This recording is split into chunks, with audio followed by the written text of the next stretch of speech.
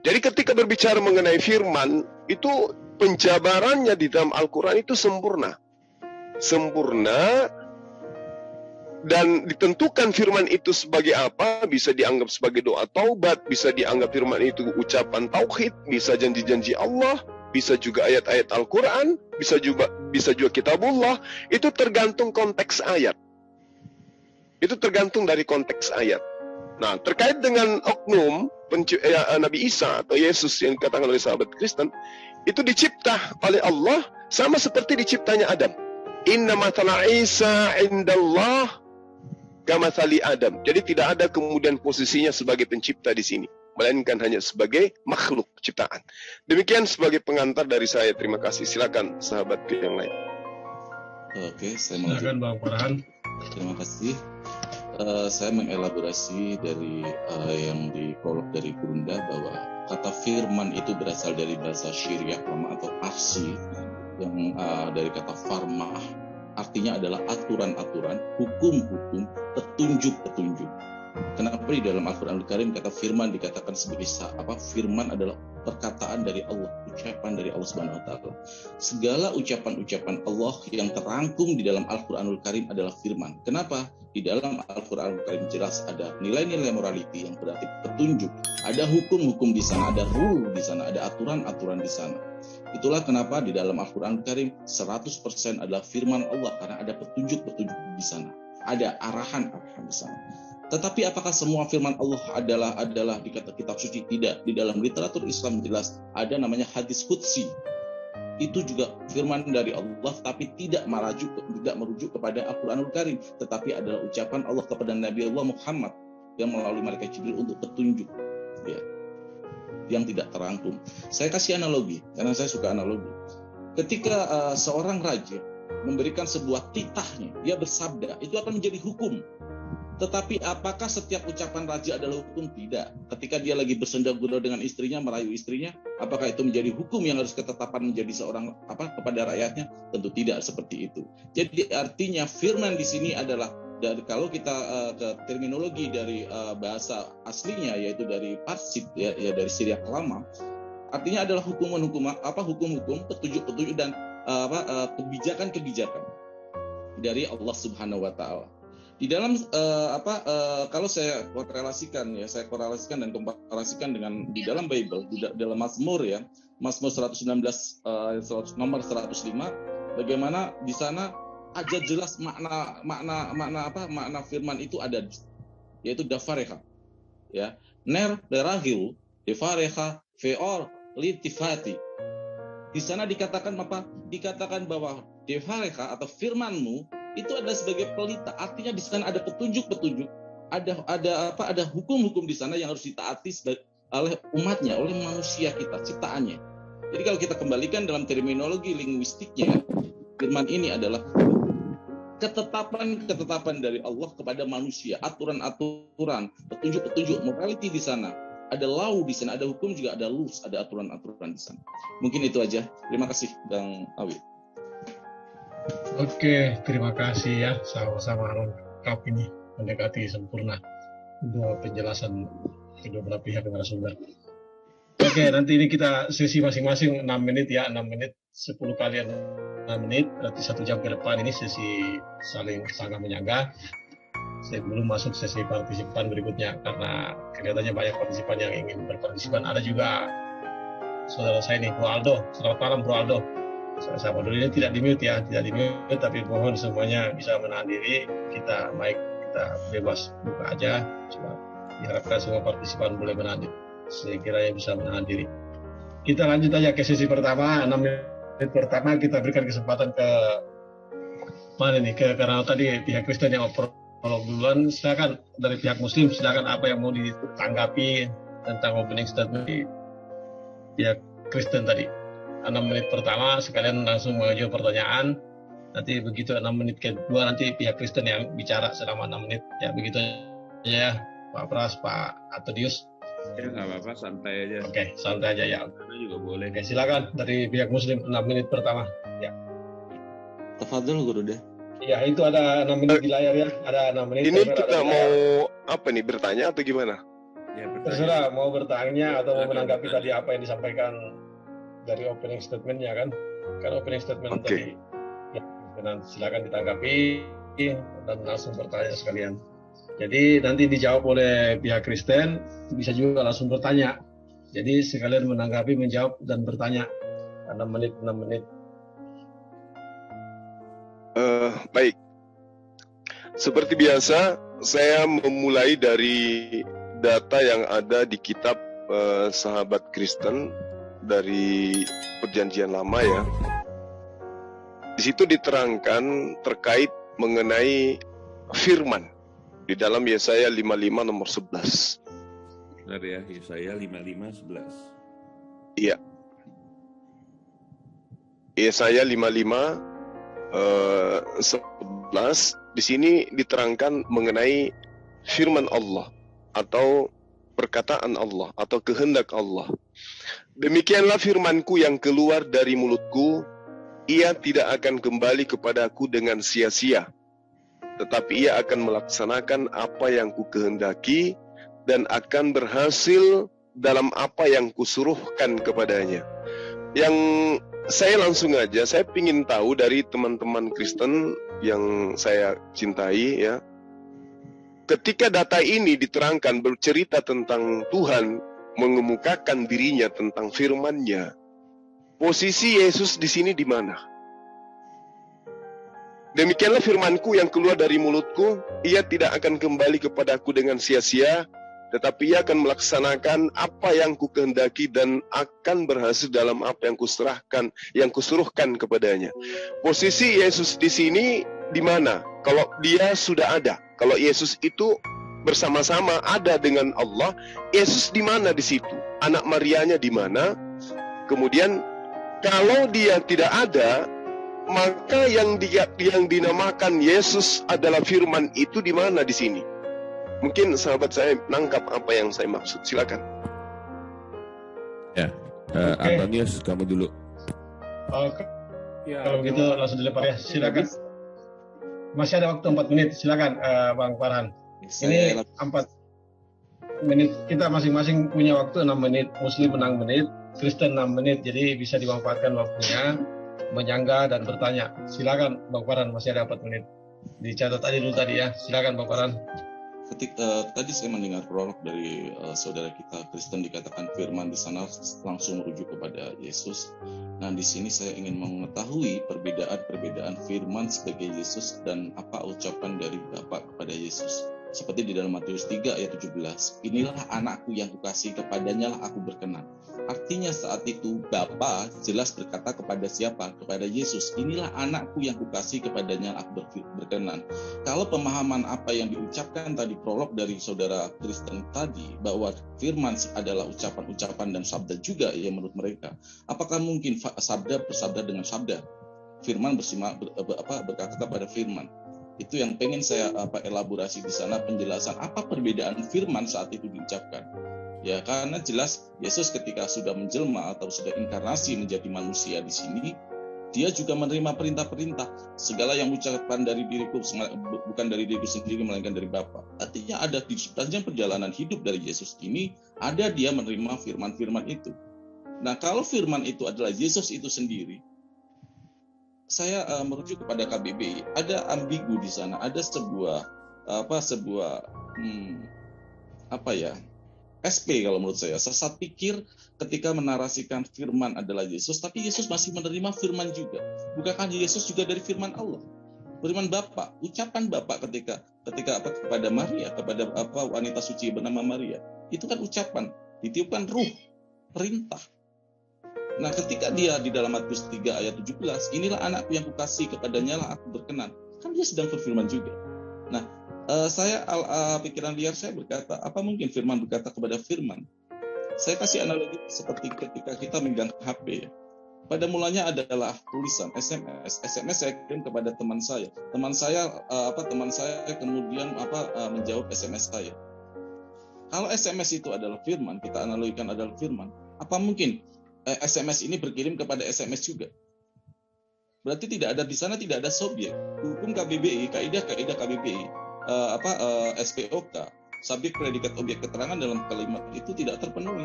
Karena perkataan berkata kepada perkataan, firman berkata kepada firman. Nah, yang saya mau elaborasi di sini, apa yang bisa membedakan firman ketika menjelma menjadi Yesus berinkarnasi dan firman ketika Yesus di bumi ini menerima firman kembali, menerima perintah kembali dari Bapa, yang artinya ada firman berkata pada firman juga. Itu, terima kasih. Oke, terima kasih Bang Farhan. Jadi tadi Yesaya 54 ayat 11 dengan Matiin tuh, firman ya. matiin tuh itunya. Matiin timer. Di reset timernya ke 6 menit. Jadi ada jawab 6 menit, sekalian juga nanti mengajukan pertanyaan. Silakan Pak Pras. Antonius, silakan. Ya, saya jawab yang Pak ini aja ya, Pak Zuma dulu ya. Ya. Jadi pertanyaannya di mana saat itu firman itu berada? Nah, firman itu berada bersama-sama dengan Bapa. Ya, itu sesuai dengan apa yang disampaikan di dalam Injil Yohanes 1 ayat 1 sampai 3 yang dikatakan adalah pada mulanya adalah firman. Firman itu adalah bersama-sama dengan Allah dan firman itu adalah Allah. Gitu. Jadi artinya firman ini adalah suatu hipostatik ya. Kita sebutnya istilahnya hipostatik. Salah satu dari pribadi Allah yang esa. Jadi firman sama Bapa sama Roh Kudus itu tidak dapat dipisahkan, dibedakan, tapi tidak dapat dipisahkan. Jadi kalau tanya di mana dia berada, dia selalu berada bersama-sama dengan Bapa begitu. Jadi seperti itu. Nah, firman itu adalah seperti yang tadi saya sebut ya, itu pribadi dari Allah. Jadi bukan hanya firman yang dimaksud ini bukan hanya sekedar perkataan Allah, tetapi juga pribadi dari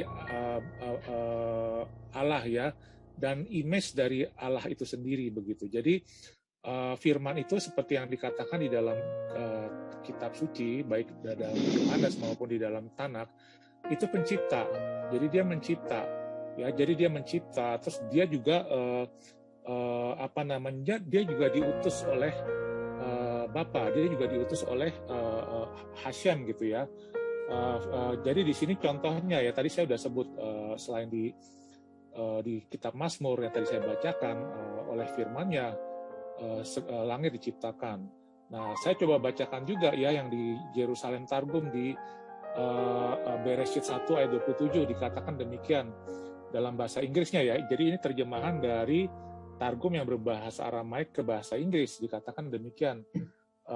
So God created man, and the word dalam kurung memra ya, memra of the Lord created man in his likeness. In the likeness of the Lord created male and female, created he them. Maksudnya begini, demikianlah firman the word of the Lord atau memra ini menciptakan manusia sesuai dengan rupanya gitu. Dan di dalam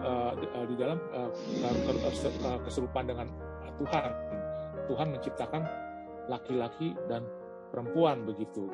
Nah, jadi di sini adalah pencipta jelas ya. Kemudian juga memra itu juga dinyatakan seperti mediator ya, penghubung antara Hashem dengan ciptaannya, dengan makhluk ya, dengan makhluk. Contohnya di Targum Onkelos Genesis 17 ya ayat 7 dikatakan demikian ya, firman Hashem ya, and I will establish my covenant between me and thee and thy seed after thee in their generation for the everlasting covenant to be a God unto thee and to thy seed after thee. Jadi di sini diceritakan bahwa Hashem akan mendirikan suatu covenant, suatu perjanjian antara dia dengan Anda, ya, dengan Anda ya, maksudnya Nabi Nuh di sini ya, dan generasi selanjutnya begitu. Nah, kalau di Targum Onkelos itu jelas dikatakan covenant antara memra dengan Nuh dan ciptaannya begitu. Jadi di sini jelas firman itu adalah personae gitu ya, personae ya, menurut Alkitab ya. Oke, sebentar dari saya itu aja. Silakan Pak Pras. Ya, gini, kan tadi saya pertama udah bicara bahwa Allah mewahyukan diri gitu ya. Tetapi kita lihat Allah mewahyukan diri kepada siapa? Kepada manusia. Yang digunakan bahasa apa? Bahasa manusia. Jadi Allah menyatakan diri dalam bahasa manusia, gitu ya. Di dalam bahasa manusia ini kata-kata yang dipakai adalah kata-kata di dalam bahasa manusia. Lalu yang dipakai katanya apa di dalam Alkitab itu? Yaitu logos. Logos itu apa sih? Perkataan, word. Word itu apa ya? Seperti kita ngomong ini, word gitu ya. Jadi di dalam Alkitab tuh kata word, logos itu bisa berarti kata-kata biasa. Seperti yang kamu tadi ngomong perintah Allah segala. Ya iya, kalau Allah yang mengucapkan ya jadi perintah Allah. Jadi jadi membicarakan perintah Allah, nasihat lah, aturan, petunjuk. Ya sama aja itu sebenarnya, nggak ada masalah. Karena memang kata artinya kata ya seperti itu. Tetapi di dalam Alkitab, Allah yang tidak kelihatan menyatakan diri. Pernyataan itu dia gunakan kata sang firman sebagai person. Karena perkataan Allah itu adalah sebuah realita. Gitu. Pernyataan Allah di dalam pribadi. Bahkan pada waktu Tuhan Yesus berkata, talitakum, bangkitlah. Anak itu langsung bangkit. Kenapa? Karena perkataannya itu adalah kuasanya, dirinya yang memiliki kuasa untuk membangkitkan orang mati. Jadi kita lihat ada kondisi seperti itu. Jadi Allah dan perkataannya dan pernyataan dirinya itu juga adalah ditulis sebagai sang firman, sebagai pernyataan. Perkataannya yang sebagai kata-kata yaitulah firman yang tertulis ataupun yang dikatakan oleh Allah kepada Nabi dalam bahasa manusia. Jadi kedua-duanya nggak ada masalah. Jadi pertanyaannya siapa? Farhan nggak ada masalah. Sang firman, Tuhan berfirman kepada berkata-kata kepada sang firman, yaitu pernyataan dirinya, yaitu kepada anak Allah. Gitu. Ya, silakan. Oke, terima kasih. 6 menit selesai ya. Oke, silakan dari pihak Muslim. Ya, baik. Gimana? Gimana, boleh? Ya, silakan. Boleh. Ya. Terima kasih atas paparan sahabat-sahabat. Di sesi pertama tadi saya bertanya terkait dengan Yesaya 55:11, di mana objek pertanyaan saya itu kena terhadap Yesus yang dikatakan sebagai firman. Yesaya 55:11 itu nyata bagi kita bahwa Tuhan menyatakan ketika Dia berkehendak, maka Dia berfirman. Itu pernyataan Allah di dalam kitab yang sahabat kita imani.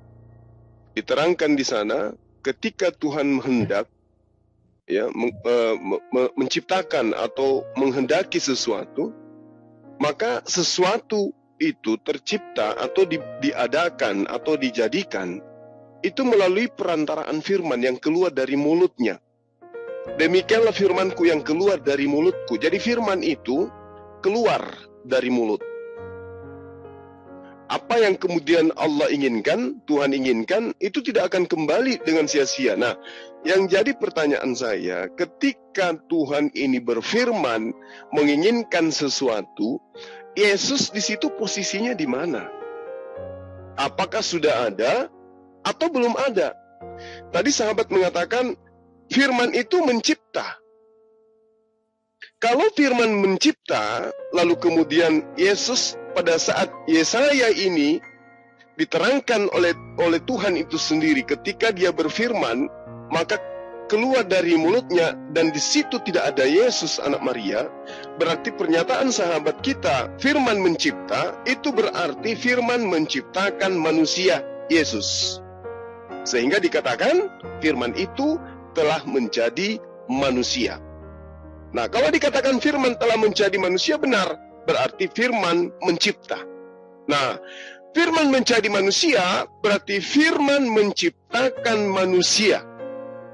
Nah, tolong kebingungan saya ini kemudian diurai, karena ini adalah materi yang sudah sering kita kaji. Saya mau poin ini aja dulu.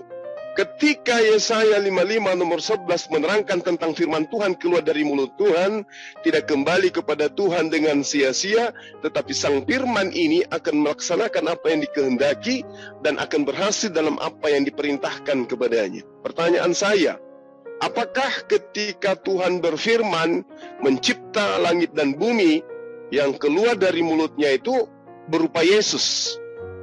Atau memang anak Maria belum ada di situ? Itu yang ingin saya kejelasan di sana. Silakan. Perlu tunggu waktu atau enggak? Saya saya ini Ya. ini masih pertanyaan ke ini ya, apa yang Ini aja supaya fokus, saya jawab dulu, nanti kamu baru yang kedua. Ini 3 menitnya nanti disimpan aja buat kamu, boleh nggak? Oh ya udah, boleh, silakan. Oke. Takutnya kalau judulnya 2 kan jadinya. Oke. Iya. 3 menit berikutnya. Oke, silakan di reset di waktu 6 menit lagi. Begini, waktu kita berbicara tentang Allah dan wahyu Allah, maka yang paling utama kita mengerti itu adalah Allah yang kita bicarakan tuh Allah yang seperti apa. Gitu ya. Allah itu adalah Allah yang tak terbatas ruang dan waktu. Allah yang maha hadir. Seperti apa? Kita mengatakan transenden. Seperti apa? Kita mengatakan tidak serupa dengan apapun. Pada waktu dia keluar menyatakan diri, gitu ya, itulah firman-Nya, gitu loh. Dan through His firman dia menciptakan. Through firman yang keluar itu apa? Yaitu adalah sang firman. Itulah anak Allah, perwujudan Allah, gitu. Nah, dia mengambil rupa manusia, ya, itulah Yesus Kristus, gitu. Di samping itu ada kata-kata yang diucapkan kepada manusia. Dan ada kata-kata yang dia mau manusia tahu melalui kejadian, melalui pembicaraan ini dan itu. Dia memimpin dan memberi pengertian kepada nabi-nabi dan rasul-rasulnya. Kemudian rasul-rasul itu menuliskan di dalam pimpinan rohnya untuk menuliskan apa yang dia mau katakan kepada manusia. Itulah yang tertulis sebagai Alkitab. Gitu. Jadi ada 2 memang. Ada sang firman yang adalah perwujudan dirinya as person, dan perkataan yang diucapkan dalam bahasa manusia yang dituliskan kepada kita untuk kita mengerti, seperti yang tadi kalian katakan, sama aja itu, yaitu tentang perintahlah, petunjuklah, yang ada di dalam kalian percayakan di dalam Al-Quran, gitu ya. Jadi kalau kita percaya adalah di dalam Alkitab itu kata-kata, gitu. Jadi ada 2 memang di dalam Alkitab itu ada 2. Satu adalah sang firman, gitu. Itu pernyataan Allah. Dua-duanya pernyataan Allah. Yesus Kristus, anak Allah, itu adalah pernyataan Allah dalam wujud person. Pernyataan Allah yang kedua adalah dalam wujud tulisan, gitu. Nah, tulisan itu juga, melalui tulisan itu Tuhan bisa bekerja. Tuhan berbicara kepada orang yang membaca dan mendengar, melihat, membacanya, gitu. Dan kalau beriman kepada apa yang dikatakan, maka itu akan terwujud karena perkataan di dalam Alkitab itu adalah perkataan Allah. Perkataan Allah itu yang sejatinya adalah roh dan kehidupan, gitu. Jadi kalau percaya, makanya kenapa bisa mendapatkan, gitu. Karena perkataan Allah di dalam Alkitab pun itu adalah karena Allah yang utarakan, Allah yang menyatakannya. Jadi perkataan itu mengandung realita, mengandung janji. Jadi perkataan yang mengandung janji itu bisa terwujud, dan perkataan itu adalah nasihat. Sehingga pada waktu kita baca, kita datang di hadapan Tuhan, perkataan itu bisa menjadi terang seperti yang tadi dikatakan, yang sudah dikutip oleh Farhan. Ya, silakan Antonius. 3 menit ya, sama-sama 3 menit ya. Oke, 3 menit. Oke. Sekarang Farhan atau itu balik atau gimana, terserah. Silakan. Bang Farhan dulu. Saya sedikit dulu. boleh. Saya elaborasi. Bapak dulu. Karena gini, ada pertanyaan dari... Sabar Bang Antonius, sabar. Ya, biar tidak tipa waktunya, biar Bang Farhan dulu 3 menit. Waktunya nanti baru Bang Antonius 3 menit. Ya, oke. Silakan disimpan aja. Waktunya jangan dijalankan dulu, saya mau share screen. Mari kita lihat firman Tuhan ya, yang di dalam Bible Anda sendiri, di dalam Yohanes 17 ayat 8. Sebentar, saya share screen. Agak lambat sebentar. Oke. Sebentar. Muncul. Nah, di dalam Yohanes 17 ayat 8 jelas dikatakan, sebab segala firman yang engkau sampaikan kepadaku, ingat, sampaikan kepadaku. Kalau merujuk kepadaku di sini adalah Yesus, berarti adalah materi di sana. Sudah daging, bukan sesuatu yang abstrak lagi. Ya, ingat, underline kata-kata saya, berarti abstrak lagi, karena sudah menjadi daging. Sebab segala firman yang engkau sampaikan kepadaku, telah kusampaikan kepada mereka, dan mereka telah menerimanya. Apakah mungkin firman di sini yang sebagai materi menerima firman lagi dan disampaikan? Artinya ada di sana ada perantara di sana untuk menyampaikan firman itu melalui Yesus. Nah, kalau ada firman yang dikatakan sang tadi, ada kata sang tadi, berarti sang ini adalah segala sesuatu firman itu berasal. Artinya terjadi sebuah ambigu di sini, ambigu yang sangat luar biasa menurut saya. Karena apa? Sang itu ternyata tidak bisa merujuk kepada sang dia sendiri, yaitu firman itu sendiri.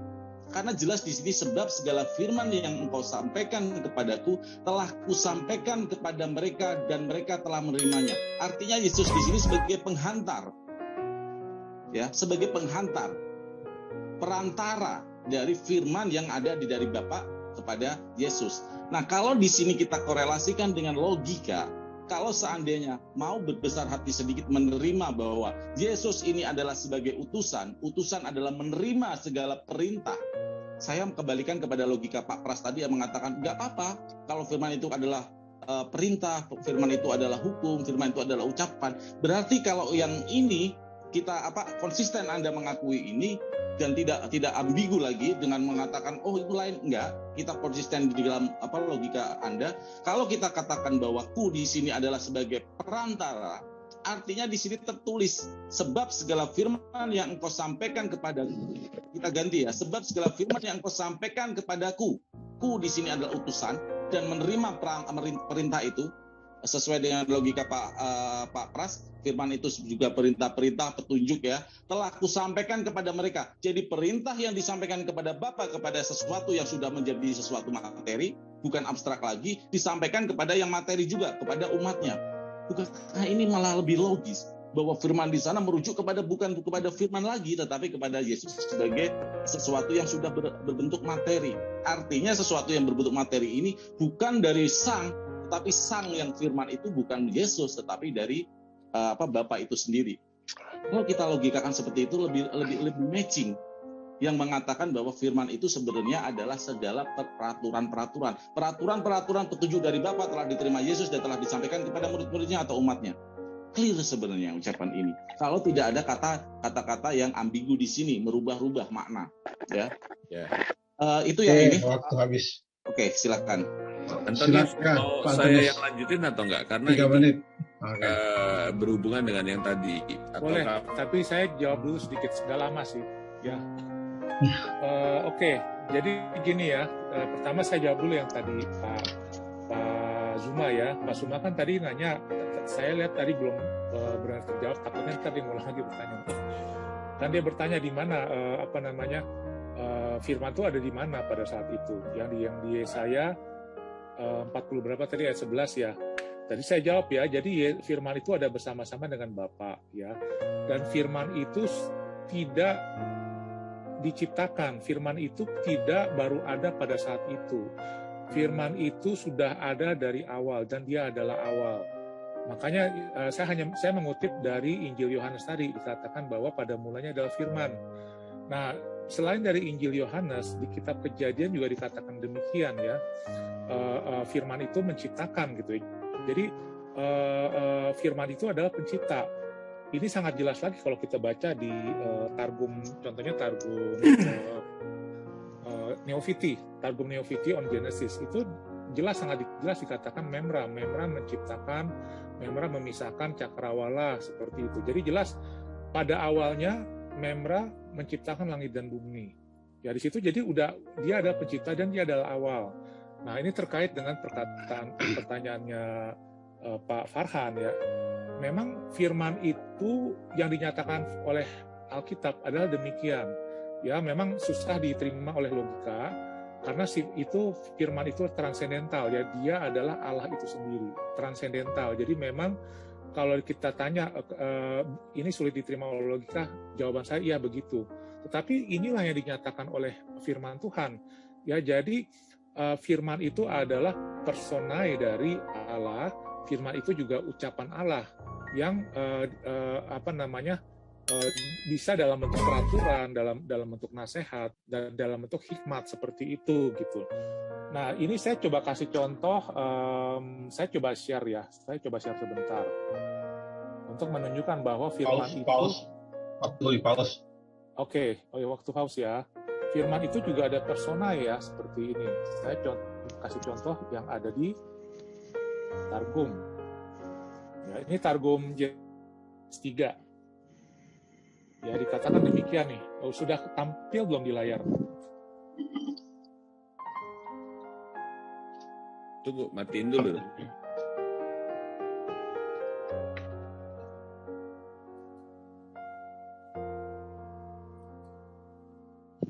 Ya, udah kelihatan ya. Ya. Di sini dikatakan demikian. Walking in the garden the strength of the day, and the word of the Lord God called to Adam and said to him, Behold, the word which I have created is manifest before me. And how think thou that the place in the midst whereof thou art is not revealed to before me? Where is the commandment that I taught thee? Jadi ini ceritanya Adam sudah melanggar ya, sudah memakan buah pengetahuan baik dan jahat. Dan Adam mendengar suara, kalau kita baca di kitab Kejadian, Adam mendengar suara Allah berjalan.